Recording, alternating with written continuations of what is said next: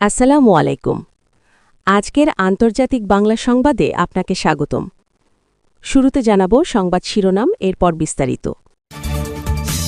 ইরানকে বিশ্বের মানচিত্র থেকে মুছে ফেলার জন্য নতুন করে পরিকল্পনা করছে ট্রাম্প, নেতানিয়াহুর।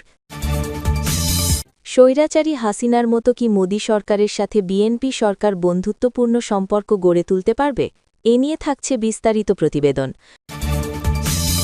নতুন করে ইরানে ধর্মনিরপেক্ষতাপূর্ণ রাজনীতি গড়ে তুলতে চান নির্বাসিত রাজপুত্র রেজা পেলোভি। আমেরিকান টেলিভিশনে রেজা পেলোভির বক্তব্য, যা ভাইরাল। আবারও আকাশপথে ড্রোনের মাধ্যমে রাশিয়ায় হামলা চালাল ইউক্রেন। রাশিয়ার তামান বন্দর পুড়ে ছারখার। এতক্ষণ শুনছিলেন সংবাদ শিরোনাম, এখন শুনবেন বিস্তারিত। তবে তার আগে আপনাদের কাছে একটি ছোট্ট রিকোয়েস্ট থাকবে। আপনি যদি আমাদের এই চ্যানেলের নতুন দর্শক হয়ে থাকেন, অনুরোধ করব চ্যানেলটি সাবস্ক্রাইব করে বেল আইকনটি ক্লিক করুন। এতে করে নতুন ভিডিওর আপডেট সবার আগে চলে যাবে আপনার কাছে। ইরানের ওপর সর্বোচ্চ চাপ প্রয়োগে নতুন পরিকল্পনা ট্রাম্প, নেতানিয়াহুর। যুক্তরাষ্ট্র চীনে ইরানের তেল রপ্তানি কমাতে কাজ করবে বলে হোয়াইট হাউসে অনুষ্ঠিত এক বৈঠকে বুধবার মার্কিন প্রেসিডেন্ট ডোনাল্ড ট্রাম্প এবং ইসরায়েলের প্রধানমন্ত্রী বেনিয়ামিন নেতানিয়াহু সম্মত হন।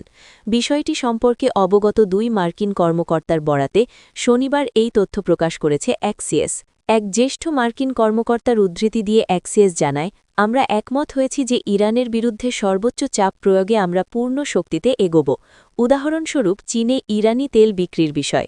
প্রতিবেদন সম্পর্কে জানতে চাইলে চীনের পররাষ্ট্র মন্ত্রণালয় রবিবার জানায়, আন্তর্জাতিক আইনের কাঠামোর মধ্যে পরিচালিত দেশগুলোর স্বাভাবিক সহযোগিতা যুক্তিসঙ্গত এবং বৈধ, এবং তা সম্মান ও সুরক্ষিত হওয়া উচিত। ইরানের তেল রপ্তানির ৮০% বেশি চীনের অংশ। এই বাণিজ্যে কোনো হ্রাস ঘটলে ইরানের তেল রাজস্ব কমে যাবে। গত সপ্তাহে ইরানের পারমাণবিক কর্মসূচি নিয়ে ওমানের মধ্যস্থতায় যুক্তরাষ্ট্র ও ইরানের কূটনীতিকরা আলোচনা করেন, কূটনীতিক প্রচেষ্টা পুনরুজ্জীবিত করার লক্ষ্যে। এর আগে মার্কিন প্রেসিডেন্ট অঞ্চলটিতে একটি নৌবহর মোতায়েন করেন, যখন মার্কিন সামরিক বাহিনী ইরানের বিরুদ্ধে টানা কয়েক সপ্তাহব্যাপী সম্ভাব্য অভিযানের প্রস্তুতি নিচ্ছে। বিএনপি নেতৃত্বাধীন বাংলাদেশের সঙ্গে কি নতুন করে সম্পর্ক গড়তে পারবে ভারত? গত বৃহস্পতিবার অনুষ্ঠিত সাধারণ নির্বাচনে বাংলাদেশ জাতীয়তাবাদী দল বিএনপি নিরঙ্কুশ জয় পাওয়ার পর দিল্লির প্রতিক্রিয়া ছিল পরিমিত উষ্ণতার। ভারতের প্রধানমন্ত্রী নরেন্দ্র মোদী বাংলায় দেওয়া এক বার্তায় বিএনপির নেতা ৬০ বছর বয়সী তারেক রহমানকে তার দলের বিজয়ে অভিনন্দন জানিয়েছেন। তিনি একটি গণতান্ত্রিক, প্রগতিশীল ও অন্তর্ভুক্তিমূলক প্রতিবেশী দেশের প্রতি ভারতের সমর্থনের অঙ্গীকার করেন। মোদী আরও বলেন, দুই দেশের বহুমুখী সম্পর্ক জোরদার করতে তিনি ঘনিষ্ঠভাবে কাজ করার অপেক্ষায় রয়েছেন। নরেন্দ্র মোদীর বার্তার সুর ছিল ভবিষ্যৎমুখী ও সতর্ক।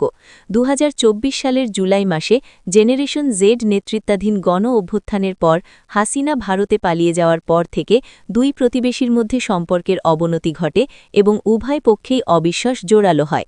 দেশের প্রাচীনতম দল আওয়ামী লীগকে প্রতিদ্বন্দ্বিতা করতে দেওয়া হয়নি। অনেক বাংলাদেশী মনে করেন, ক্ষমতায় থাকাকালে ক্রমাগত কর্তৃত্ববাদী হয়ে ওঠা হাসিনাকে দিল্লির সমর্থন দেওয়ার কারণেই সম্পর্ক এই পর্যায়ে পৌঁছেছে। এর সাথে যুক্ত হয়েছে সীমান্ত হত্যা, পানি বিরোধ, বাণিজ্য নিষেধাজ্ঞা ও উস্কানিমূলক বক্তব্য দেওয়ার মতো পুরনো অভিযোগ। এখন বর্তমানে ভিসা পরিষেবা অনেকাংশে স্থগিত রয়েছে এবং আন্তঃসীমান্ত ট্রেন ও বাস চলাচল বন্ধ রয়েছে। ঢাকা দিল্লি ফ্লাইটও ব্যাপকভাবে হ্রাস পেয়েছে। দিল্লির জন্য এখন প্রশ্নটি বিএনপি সরকারের সঙ্গে সম্পর্ক রাখা নিয়ে, বরং প্রশ্ন হল কিভাবে রাখা হবে সেটি নিয়ে। বিচ্ছিন্নতাবাদ ও উগ্রবাদ দমনের মতো নিজেদের রেড লাইন বা স্পর্শকাতর বিষয়গুলো সুরক্ষিত রেখে অভ্যন্তরীণ রাজনীতিতে বাংলাদেশকে আলোচনার বিষয়বস্তু করা থেকে দূরে থাকাটাই এখন বড় চ্যালেঞ্জ। ইরানে ধর্মনিরপেক্ষ গণতান্ত্রিক রূপান্তরে নেতৃত্ব দিতে আমি প্রস্তুত, রেজা পাহলভি। ইরানের ক্ষমতাচ্যুত শেষ শাহের নির্বাসিত ছেলে রেজা পাহলভি বলেন, তিনি দেশটিতে একটি ধর্মনিরপেক্ষ গণতান্ত্রিক ভবিষ্যৎ গড়ে তুলতে জন্য নেতৃত্ব দিতে প্রস্তুত আছেন। ইরানে ক্ষমতার পরিবর্তন হওয়াটাই সবচেয়ে ভালো উপায় বলে মার্কিন প্রেসিডেন্ট ডোনাল্ড ট্রাম্পের মন্তব্যের পর গতকাল শনিবার জার্মানির মিউনিখে এক সমাবেশে কথা বলেন রেজা পাহলভি। ইরানের সঙ্গে উত্তেজনা কমাতে দেশটির সরকারের সঙ্গে কূটনীতিক আলোচনা চালিয়ে যাচ্ছে যুক্তরাষ্ট্র। গতকাল সুইজারল্যান্ড বলেছে, আলোচনায় মধ্যস্থতাকারী হিসেবে ওমান সরকার আগামী সপ্তাহে জেনেভায় নতুন দফা বৈঠকের আয়োজন করবে।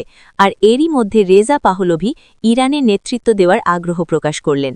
রেজা পাহলভি ১৯৭৯ সালে ইসলামী বিপ্লবের আগে ইরান ছেড়েছিলেন, তারপর আর দেশে ফেরেননি। তিনি এখন যুক্তরাষ্ট্রে বসবাস করেন। গতকাল মিউনিখে প্রায় ২ লক্ষ সমর্থকের সামনে বক্তব্য দেন রেজা পাহলভি। তিনি বলেন, একটি ধর্মনিরপেক্ষ গণতান্ত্রিক ভবিষ্যতে পাড়ি দেওয়ার নিশ্চয়তা দিতে আমি এখানে উপস্থিত। রেজা পাহলভি আরও বলেন, আপনাদের জন্য রূপান্তরের নেতা হিসেবে ভূমিকা রাখতে আমি অঙ্গীকার করছি, যেন একদিন আমরা ব্যালট বাক্সের মাধ্যমে গণতান্ত্রিক ও স্বচ্ছ প্রক্রিয়ায় আমাদের দেশের ভাগ্য চূড়ান্তভাবে নির্ধারণ করার সুযোগ পাই। ইউক্রেনের ড্রোন হামলায় ক্ষতিগ্রস্ত রাশিয়ার তামান বন্দর। ইউক্রেনের ড্রোন হামলায় রাশিয়ার কৃষ্ণসাগরীয় তামান বন্দর ক্ষতিগ্রস্ত হয়েছে বলে জানিয়েছেন ক্রাসানদার অঞ্চলের গভর্নর ভেনিয়ামিন কনরাথিয়েভ। এ ঘটনায় অন্তত ২ জন আহত হয়েছেন। টেলিগ্রামে একটি পোস্টে ভেনিয়ামিন কনরাথিয়েভ জানিয়েছেন, তেলজাত পদার্থ, শস্য, কয়লা এবং অন্যান্য পণ্য পরিবহনের জন্য গুরুত্বপূর্ণ এই বন্দরের ভলনা গ্রাম সংলগ্ন অংশে একটি তেল সংরক্ষণ ট্যাঙ্ক, গুদামঘর এবং কয়েকটি টার্মিনাল ক্ষতিগ্রস্ত হয়েছে।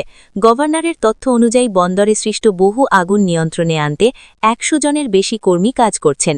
এছাড়া পৃথক হামলার ঘটনা ঘটেছে রিসোর্ট শহর সোচিতেও এবং সমুদ্র তীরবর্তী আনাপা শহরের কাছে ইউরোপা গ্রামেও আঘাত হানা হয়েছে। তবে সেখানে ক্ষয়ক্ষতি তুলনামূলকভাবে কম হয়েছে বলে জানিয়েছে কর্তৃপক্ষ। সম্প্রতি মার্কিন মধ্যস্থতায় জ্বালানি ইনফ্রাস্ট্রাকচারে হামলা স্থগিতের সমঝোতা ছিল, তবে তার মেয়াদ শেষ হওয়ার পর ইউক্রেন আবারও রাশিয়ার জ্বালানি সংস্থাগুলোতে হামলা জোরদার করেছে। অন্যদিকে রাশিয়াও ইউক্রেনের জ্বালানি ও ইউটিলিটি কাঠামো লক্ষ্য করে ধারাবাহিক হামলা চালিয়ে যাচ্ছে, যার ফলে তীব্র শীতের মধ্যে বহু মানুষ বিদ্যুৎ ও তাপ সরবরাহ থেকে বঞ্চিত হয়েছে। রাশিয়ার শিল্প সংশ্লিষ্ট সূত্রে রয়টার্স জানিয়েছে, গত বছর তামান বন্দর দিয়ে প্রায় ৪.১৬ মিলিয়ন মেট্রিক টন জ্বালানিজাত পণ্য রপ্তানি করা হয়েছিল। প্রিয় দর্শক, এতক্ষণ শুনছিলেন আন্তর্জাতিক বাংলা সংবাদ। ভিডিওটি ভালো লাগলে একটি লাইক করুন, কমেন্ট করে জানান আপনার মূল্যবান মতামত, শেয়ার করে ছড়িয়ে দিন আপনার বন্ধুদের মাঝে। ভালো থাকবেন, সুস্থ থাকবেন। আসসালামু আলাইকুম ওয়া রাহমাতুল্লাহি ওয়া বারাকাতুহু।